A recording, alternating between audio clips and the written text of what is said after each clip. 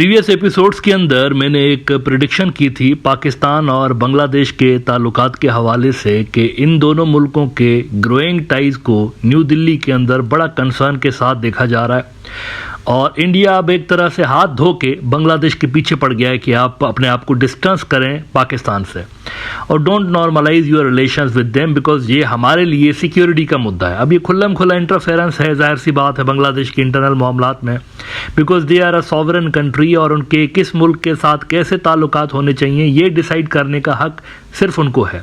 लेकिन उसके बावजूद इंडिया की तरफ से मुसलसल इनको प्रेशराइज किया जाता रहा है कि जैसे शेख हसीना के दौर में हम आपकी फॉरेन पॉलिसी को कंट्रोल करते थे वैसे अब भी करेंगे, लिहाजा you need to distance yourself from Pakistan. अब दो प्रेडिक्शन इस हवाले से मेरी थी कि एक तो ये पाकिस्तान के साथ ताल्लुकात के हवाले से डिप्लोमेटिक सर्कल्स में बांग्लादेश को प्रेशराइज करेंगे, दूसरा ये जो पानी की शेयरिंग का मामला चल रहा है गंगा वाटर ट्रीटी के रिन्यूअल के हवाले से जो कि अगले साल एक्सपायर होने वाली है, इसमें भी मैंने आपको बताया हुआ है। कल के एपिसोड में मैंने बात की थी कि आप देखेंगे इररेलेवेंट किस्म के terms and conditions India discuss कर रहा होगा इन टॉक्स के दौरान। इसमें भी पाकिस्तान कहीं ना कहीं से आपको घुसता हुआ नजर आएगा टॉक्स के अंदर, तो ये चीज़ें भी आपको नजर आएंगी आने वाले दिनों में। अब पहली जो मेरी प्रेडिक्शन थी वो एक तरह से दुरुस्त साबित हुई है। इंडिया का जो असर है दोनों मुल्कों के बायलैटरल टाइज के ऊपर एक तरह से हमें एक मरतबा फिर से नजर आया है। अब किस तरह से नजर आया इस पर मैं बात करता हूं, लेकिन पहले देखिए कि इंडियन मीडिया किस तरह से पाकिस्तान और बांग्लादेश के ग्रोइंग ताल्लुकात को नेगेटिवली रिपोर्ट कर रहा था इस सारे अरसे के दौरान। आज मेरे ख्याल से ये एनडीटीवी ने रिपोर्ट लगाई कि Pakistan foreign minister to visit Bangladesh amid Delhi Islamabad tensions. Bangladesh has been warming up to Pakistan with the chief advisor of the interim government of Bangladesh, Mohammad Yunus, calling for stronger ties between the two countries. Pakistan Deputy Prime Minister and Foreign Minister Ishaq Dar will visit Bangladesh over the weekend, 2 days after the terror attack in Jammu and Kashmir's Pahalgam, which resulted in the death of 26 people, while India has taken strong diplomatic steps to counter Pakistan's continued sponsorship of terror activities, especially in Jammu and Kashmir. Bangladesh seems to be steady in its position of maintaining strong ties with Pakistan. तो यहाँ पर आप देखें इन्होंने बांग्लादेश के ऊपर blame डाला कि देखो वो हमारे साथ अच्छे नहीं है पाकिस्तानी, और लेकिन बांग्लादेशी जो है वो फिर भी उनके साथ अपने ताल्लुकात बेहतर बनाने में लगे हुए ना। यहाँ पर एक बेसिक सी चीज़ है कि Bangladesh is a separate country, India is a separate country, Pakistan is a separate country.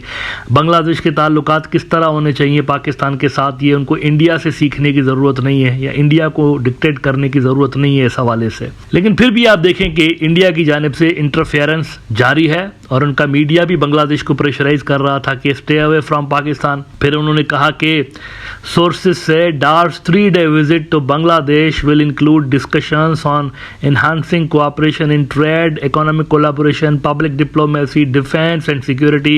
Pakistan's military, which suffered a humiliating defeat and surrender in Bangladesh in 1971 after committing widespread atrocities, has long eyed a return to influence in the country.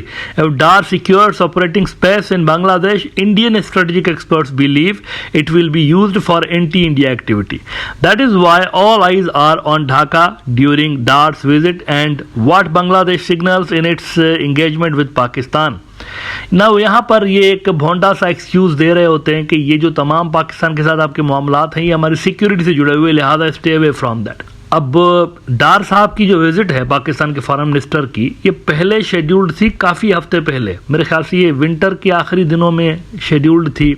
उसके बाद इसको थोड़ा सा postpone करके और अप्रैल के अंदर इसको डिसाइड किया गया, यानी विंटर में यानी फरवरी के अंदर। कोई डेट डिसाइडेड नहीं थी लेकिन एक्सपेक्टेशंस यही थी कि ये फरवरी के अंदर आएंगे बांग्लादेश के अंदर।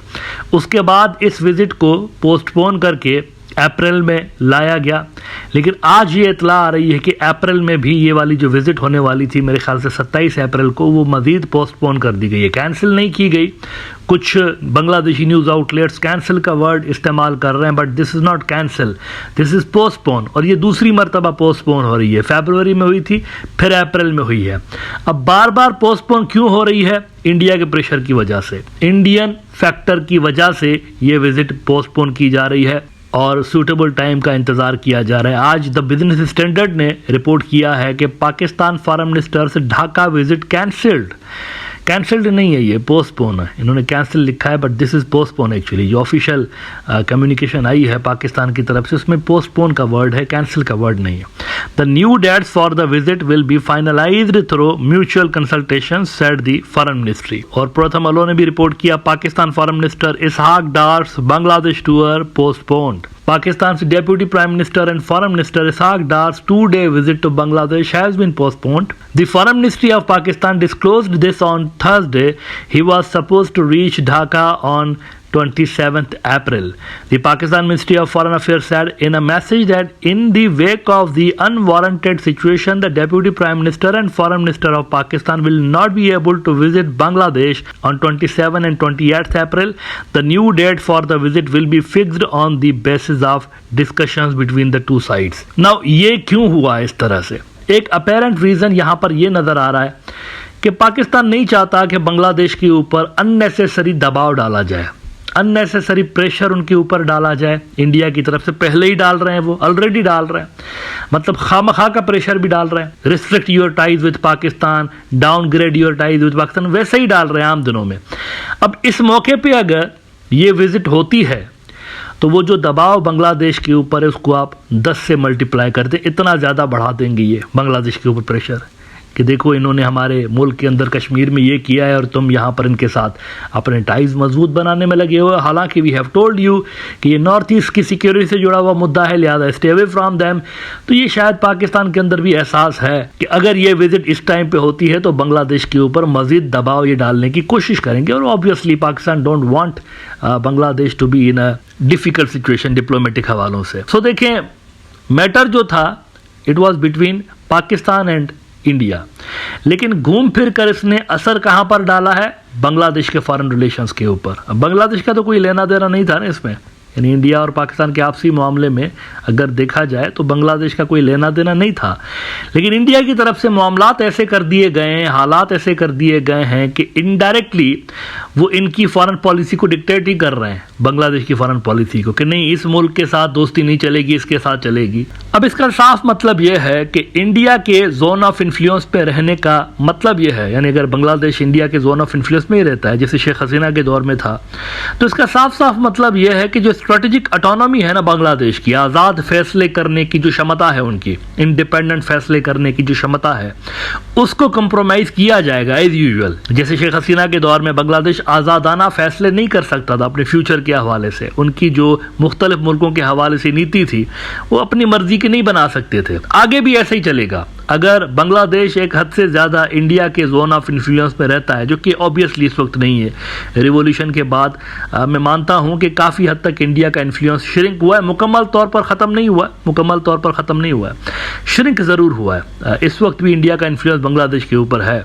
तो बांग्लादेश अगर उसी फोल्ड को चूज करता है तो उनकी स्ट्रेटेजिक ऑटोनॉमी के ऊपर इसका मुस्तकबिल में असर पड़ सकता है। New Delhi will use all the options to keep Bangladesh in its fold.